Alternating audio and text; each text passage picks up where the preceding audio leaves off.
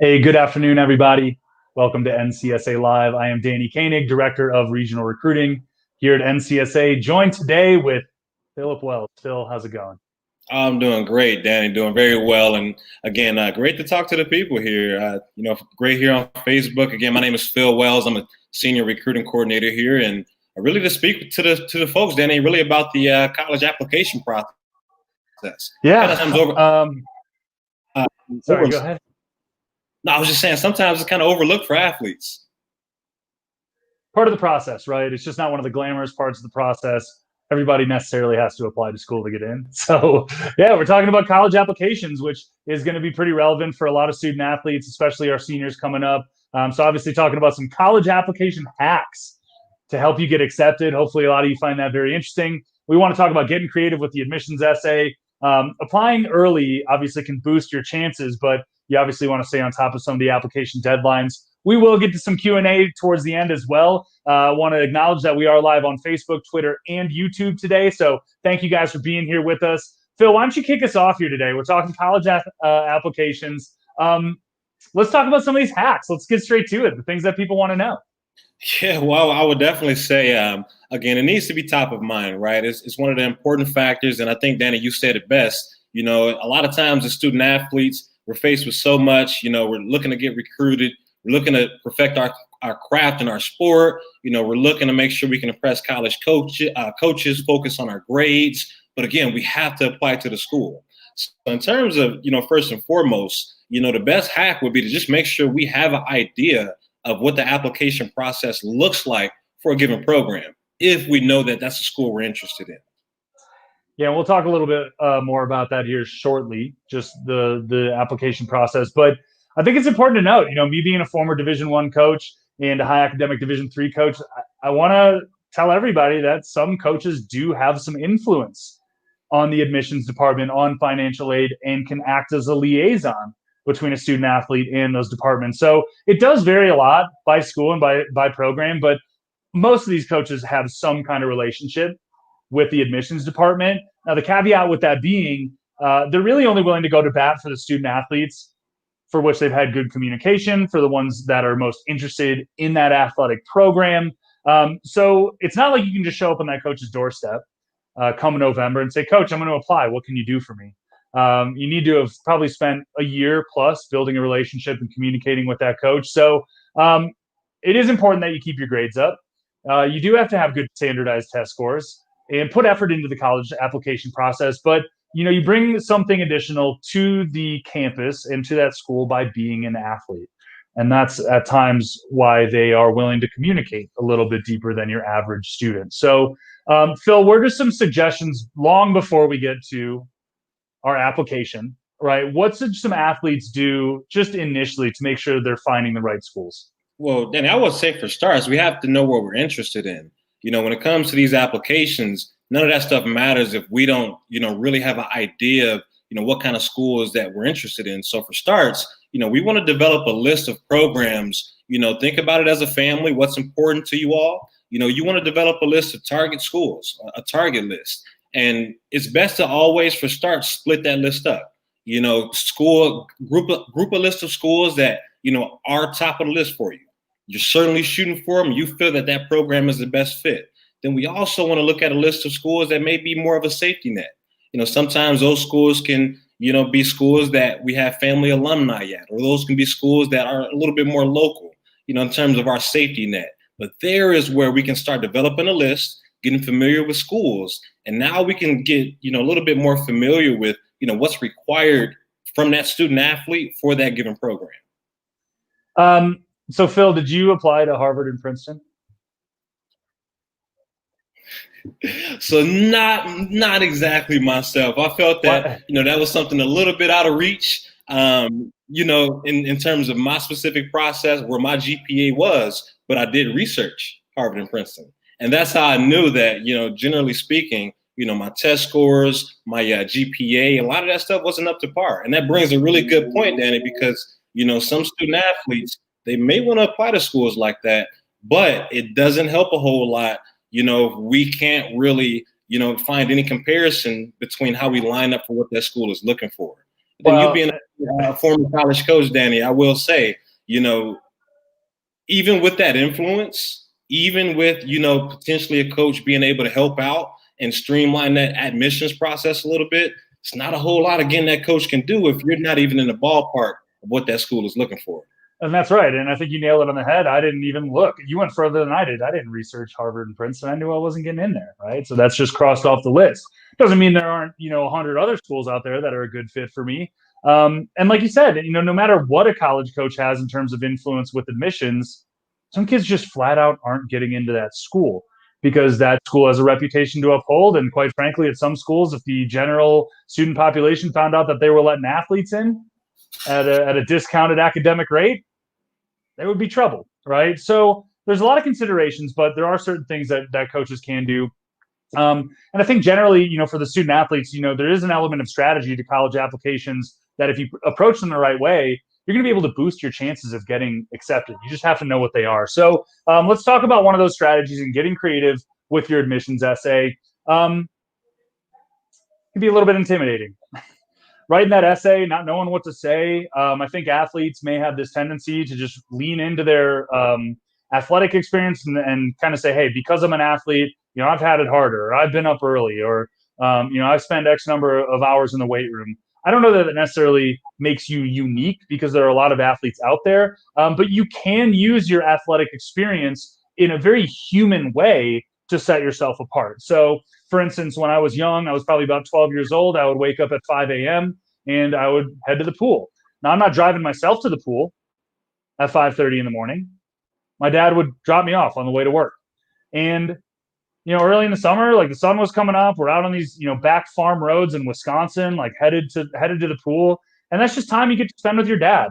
Right. And I think, you take that experience and things that you get to learn in those conversations and just have that one-on-one time where you might not be able to because you were an athlete and you were up at 5 in the morning doing those things. That's a good story that, could set you apart. Phil, what else are we looking at when we're talking about admissions essays? Like, what are some other things that some of these athletes, student athletes, need to be aware of with that admissions essay?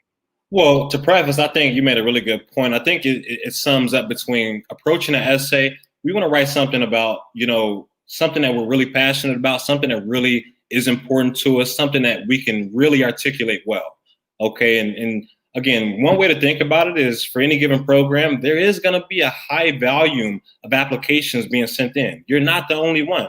Okay. And really, if you look at it in complexity, there's going to be both applicants who are student athletes and who are regular students. So within that, you want to try to think outside the box a little bit. Obviously, maintain a personable approach when it comes to writing your essay, but it needs to be something carefully thought out where you can work to stand out a little bit instead of, having a bit of a safety net and writing that easy essay where, 5 to 6 other thousand kids are going to write that same one. We got to stick out. Yeah, doesn't even matter. Like you said, other athletes are applying as well, and it is competitive to get into those schools. So you need to actually set yourself apart, even within the smaller pool of student athletes. So NCSA has partnered with Bullseye Admissions, and we'll throw up a graphic here so you guys can see a little bit more about that. But Bullseye Admissions, former admissions officers, students, and graduates from the nation's best schools, genuine expert advisors who know everything there is to know about college applications. So Bullseye Admissions and NCSA, we've partnered up to basically help these student athletes that are aiming to compete in college learn a little bit more about the process, from essays to financial aid. You guys have support networks with Bullseye, even as a student athlete. Just in talking with those experts, check that out. Again, we're NCSA is not just here to help you get in front of college coaches, but do that in a smart way and just provide context for all of the things that you're going to need to know about the college process and making sure that you get to the right schools. So check out Bullseye Admissions. They're really good. I've gotten a chance to hear them speak on a number of occasions, something I would have massively benefited from as a student athlete, just in terms of additional guidance and education on the process. Phil, another thing that we want to talk about here with the application process is applying early. And I'll kind of, I want you to kind of run with it for a little bit, but I'll bring in my experience as a high academic Division three coach and talking about applying early. But what are some of the things that athletes need to consider when applying early to boost their chances of admission? Yeah, so it's a point in which, we need to know why we want to apply early. Number one, as we've talked about, and you can summarize it between a lot of us needing to be organized. Okay, it's a lot that we're dealing with as far as student athletes go when it comes to, again, staying on top of all of our achievements, making sure we're even keeled when it comes to our grades, as well as what we're doing in our sport. And then we have applications on top of that. So the earlier, the better. Right. And a lot of times that comes from that initial research, making sure we can see when those applications open up from our target list of schools that we've built out. And we need to, number one, know that the earlier we can get an application in, the earlier we can get an answer back. That way we know, hey, if we may have, just missed it and, we didn't make it into this school, now we know at least that we need to apply to others. Okay, now we know that, hey, I got accepted to this program. We are either going to commit and go here, or we can have, other options. But if we apply late, that doesn't give us a whole lot of safety net when it comes to, that time period from, getting out of our last season, graduating, walking across stage and enrolling in college. It doesn't give us a whole lot of a safety net. So it's super important that, we get them in as early as possible so we can stay organized and know if we need to make any kind of adjustments in the way we're applying.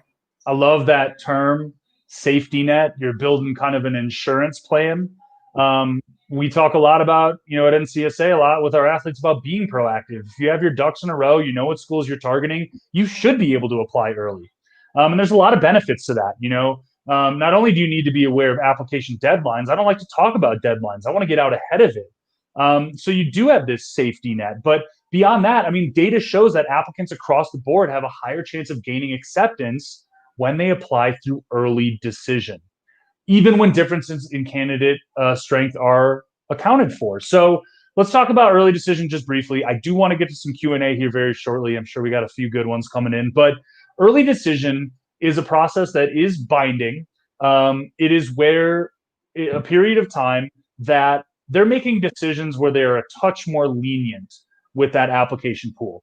Some schools will take up to 30, 35% of that class's accepted applicants through early decision. And typically that's going to happen maybe late October, mid-November, somewhere in that range, to where you have said, this is my top school.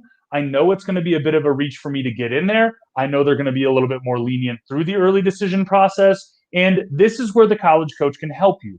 At a lot of institutions, college coaches who have built a good relationship with the financial aid and admissions departments can speak on your behalf.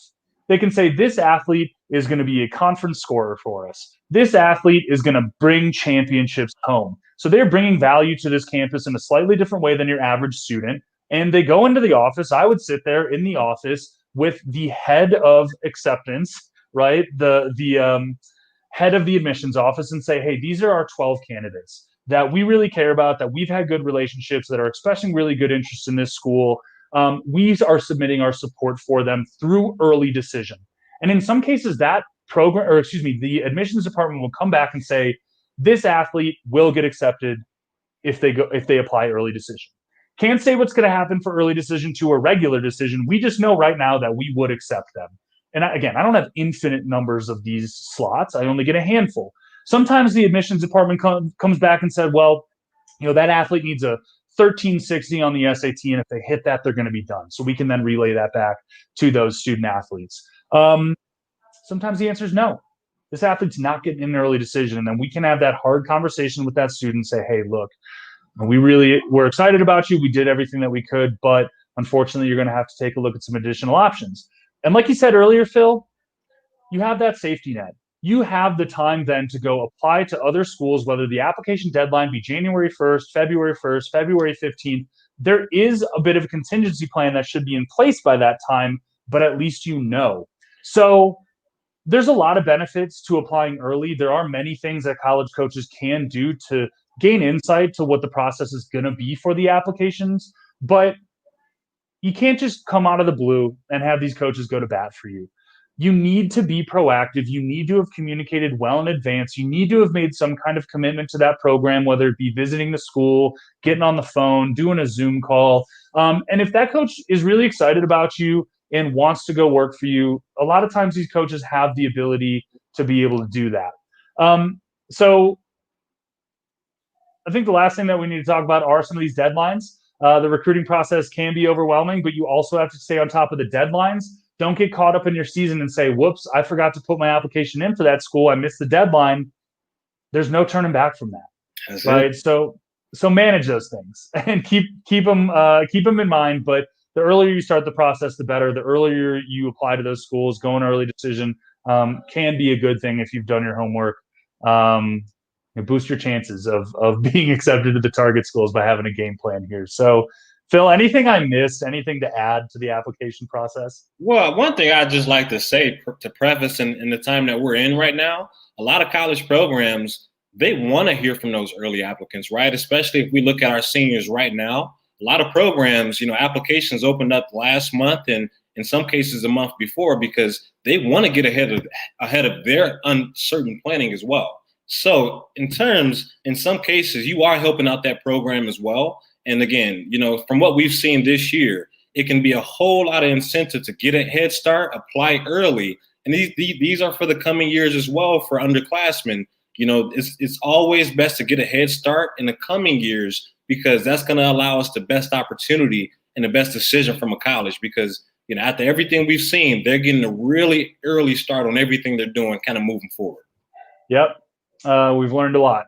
And we're starting to prepare for what we can prepare for. And I guess starting early is probably the best route. So hopefully that was helpful. Like I said, not necessarily the most glamorous or most talked about topic, but necessarily everybody that wants to compete in college has to apply to college. And some of you aren't going to be so focused on your athletics to where you're going to need to get into that school first. And there are strategies to help you to be able to do that. But stay on top of it, get out ahead of it is always going to be the best suggestion. So I do want to get to some questions. I am a little scared and then very excited to see what we got coming in. So this is from Andrea. Hi, when should I apply? I'm in 11th grade, starting to mail coaches. I would say as a former college coach, continue to build relationships with those coaches before you apply anywhere, mostly because they can help you gain insight into your chances of admission. So I would hold off if you're a junior right now, possibly start looking at applying, Phil, maybe this summer once you've started to establish some relationships with coaches to where you might be able to compete with them. Correct. Correct. And that's going to be the target date or the target area of a date where you should mainly target at this point. But keep the dialogue with the coaches that you've emailed, establish a stronger dialogue between you being interested in applying. And right now is not the time to worry about applying, but it is the time to actually see what's required from that institution. This is assuming you have a target list of programs. And I appreciate that an 11th grader is thinking about this. And quite frankly, every school is going to kind of have their application window. So you can go to that admission site and they're going to tell you, hey, this is when this opens up for our school. You don't need to worry about it in advance of that. It will be different by institution. So I would say continue to email coaches, reach out, build relationships, get on the phone, maybe visit that campus because a lot is told just by visiting the campus and seeing what the flavor's kind of like. If you like that, you can, again, lean on the coach and say, hey, coach, what is the application window? I want to apply early. And they're going to be able to help you with that as well, as long as, they're interested in you as well. But really appreciate that question. That's a really good one. What else we got? All right, Phil. I'm going to let you answer this one. This is from Eric. How many schools should I have on my target list? Now, this is sometimes in some cases subjective, but if we're just starting, I would certainly work about 15 schools each direction. 15 schools that, we know is a strong target. We know that, hey, these are schools that we feel are the best fit. And then 15 schools where it's more of a safety net. Now, again, that's a list just to start. Hopefully we can actually develop more preferences, start doing some of those visits. Danny, like you touched on, get familiar with the culture at each given program on that list. And now we can actually trim it down more. Now we can narrow it down even more. At the end of the day, you only need one, right? So I think the other thing, Phil, not to kind of harp on it, but we're amidst a pandemic. Things are changing. Things are being passed down from the NCAA, and a lot is unknown right now. We do know that our college seniors right now have been granted an extra year of eligibility that nobody was counting on. and scholarships are going to be in play for a lot of those athletes. So specifically for our seniors in high school and our juniors in high school, that could directly affect them just in terms of what's available, how many roster spots are available, and how much scholarship there is to give. And right now, we don't know. There's no deadline for the NCAA for these coaches to report what's going to happen with their rosters next year. So there's a lot of uncertainty. And I guess in that regard, I would then suggest to expand this out and come with a contingency plan. So if you were dead set on going Division I, at the schools in which you're interested, we don't know if there are going to be roster openings, if some of those seniors are staying, and if they're going to be on scholarship. And that's totally out of the coach's control at this point. So maybe look at some other geographic locations, look at other division levels, maybe think about junior college for a little bit. I would say broader is better for right now. NCSA's system is designed for you to do that very simply, very quickly, generate a target list of schools. And like Phil said, you're going to go through this process and be able to cross a number of those off initially, whether it's based on what the coach is saying or through your own research. So broader is going to be a little bit better at this time, given the uncertainty of what's coming up in the next year or so. That would be the only caveat that I throw in there. All right, Art Moore. How soon should a potential student athlete start this recruiting process? Maybe give a grade level. Phil, what do you think? Well, again, it's best to note that we do become an NCAA eligible recruit as soon as we turn 13. Okay, but obviously it's not, a very hard start date in that regard. But in terms of putting a grade level on it, a lot of times as a freshman, if you know that, hey, you certainly want to play in college, then is the time to start. Yeah, we have college coaches reaching out to us, submitting their roster openings for 8th graders. We are NCAA compliant. We will only work with athletes once they are 13, but I've had dads call me up and say, hey, my son just turned 13. We want to end up at a D1 baseball program. Let's get going. And coaches are doing the same on their end because it's very competitive and they can track this. If they can't have direct communication with the family or the athletes, they can use NCSA to do some research and look at videos and look at grades and start to figure those things out. So I'm not saying this to put any pressure on anybody. Everybody needs to be on their own timeline. And really the day you should start is the day that you have an athlete that wants to participate in college athletics. I would say generally you need to set up an online profile with NCSA when you're probably a freshman. Just start to poke around in there, get a little familiar, put some, maybe some statistics out there, grades. By the time you start your sophomore year, you're going to want to start to take action. Because when we talk about, contact periods, June 15th after sophomore year, September 1st before your junior year, those are explosion dates where college coaches are reaching out to their top prospects. They've spent a year and a half doing research, communicating with their club coaches, travel coaches, high school coaches. And as always, an athlete's best route to getting recruited is to be proactive, find the schools that make sense, and proactively communicate with college coaches, which is a one-way road that's always open. So realistically, if you want to find success and get out ahead of it and be able to manipulate this process in your favor, I would say you need to start making some moves probably by the start or halfway through your sophomore year.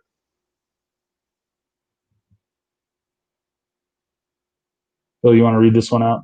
Yeah, based on COVID, has it been harder for students to be recruited? Is the process still done F2F, or has it been virtual, face-to-face or virtual? What would you tell an athlete to do if they're interviewing virtually? Key points that recruiters are looking for. That's a well thought out question there. Where do you want to start? And I'm glad you knew F to F because I was lost.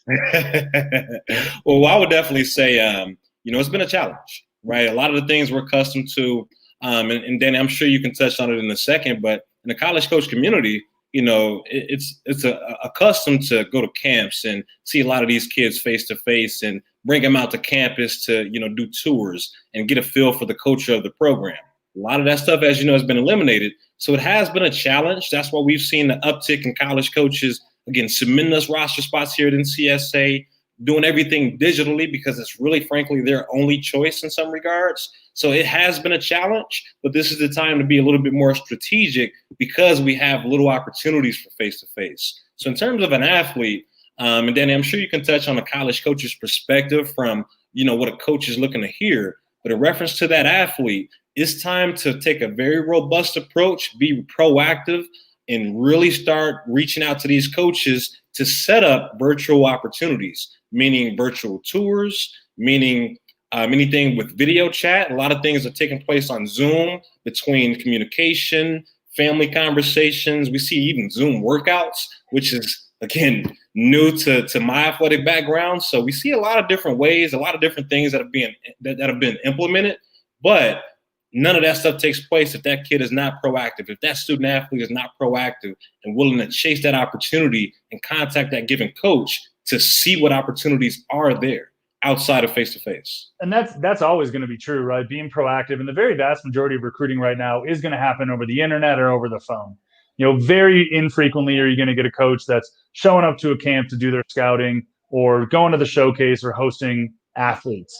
Such a small percentage of the recruiting process. So, in a digital age, most of this is going to be digital, but we have to respect that the entire recruiting process and traditional methods have been blown to bits. I think coaches are now just starting to get a grasp on what they need to do to be successful in their recruitment. And we also have to respect that right now at the NCAA level for Division I programs, they're in a dead period. They cannot have face-to-face no matter how much they want it. So that will include, for our seniors, official visits on campus. That will include coaches hosting camps to see the ability of some of these athletes. And that is a big change. That's a huge change for a lot of these coaches. But I will tell you that they are paying attention to the athletes that are communicating with them and have continued to keep open lines of communication through email, through Zoom calls. They are hosting these virtual days. They are hosting virtual visit days, doing campus tours, doing athletic department tours. So it's not that, again, that recruiting has stopped. We're in just a slightly atraditional way of doing that. And like Phil said, your best route to getting in front of the right college coaches and figuring out your odds of getting a roster spot and possibly being offered a scholarship is to just continue to be proactive and level with them. They're humans, right? We've all been thrown a curveball here. I think they would respect that as well if you just kind of bring that human element and give them a little bit about what your experience has been like in the last 6 to 8 months. But that's a great question. If you want to connect with us offline, a lot of really good, well thought out questions there. Just please reach out to us. That was great. Yeah, I can appreciate that one. That was pretty thorough. It was good. All right. This is from Athena. Do you think if you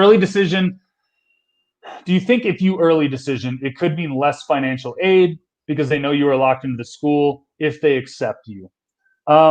Phil, I can take this one. Each school is going to have a slightly different way for offering aid. When I was coaching at a high academic Division III school, it was need blind. It was not, contingent on your acceptance to that school. It was strictly based on the amount of demonstrated need any family required financially to be able to attend that institution. And there were athletes that I was coaching that undeniably were almost on a full grant. Maybe they were paying house, room and board, $4,000 or $5,000 a year to go to a school that costs 60 plus. So, and not every school is going to be like that. I would say generally, it shouldn't change your aid if you can demonstrate that's what you need. But I also recommend keeping your ear to the ground for scholarship opportunities, grants, federal aid is all going to be a part of that. And those things are out there for the taking. So don't do yourself the disservice of closing out other opportunities at the same time. I would not anticipate for most schools where you would apply to early decision that would mean you are missing out on aid. I'll take it. Do we need to give coaches a heads up that we're applying early? In that regard, just to touch on a few different things, absolutely. We talked, Danny, you actually touched a lot on, the influence that a college coach may have in a given program. So not only do we want to tell that coach that we're thinking about applying, but that coach may even help us out through the process. They may streamline it a little bit. They may actually inform us about different, tweaks or different advantages, different hacks per se that we can really use in our approach to maybe get ahead of some of the regular students. Some that, may not really know about, different hacks or different tweaks that they can really use moving forward. So again, absolutely, we definitely want to make sure that coach knows because of potential help that coach can provide, but also, to get that coach even more excited to let them know that, hey, you're serious. I've identified this program as maybe a good fit school, and I'm serious about coming to your school. So serious, coach, I'm getting ready to apply. Yeah, I think that's just being a grown-up. I don't know. Like, you need to communicate ahead of time. I mean, that's just true for anything, whether you're going to be late to a meeting, to letting the coach know that, they should expect you and anticipate your arrival. It doesn't really look that good if you see someone who's applied to the school, early decision, they've clicked through the application process saying, hey, I want to compete in this sport in college. Sometimes those coaches get those reports and they're like, well, where has this kid been for the last year in my recruiting process? Why haven't I heard anything? Like, maybe they don't care about my program. Maybe they're not that serious of an athlete, right? So it raises a lot more questions when you're finding about this after the fact. Don't feel like you're doing the coaches a big favor, by not letting them know. They want to hear from you. I promise. They prefer that.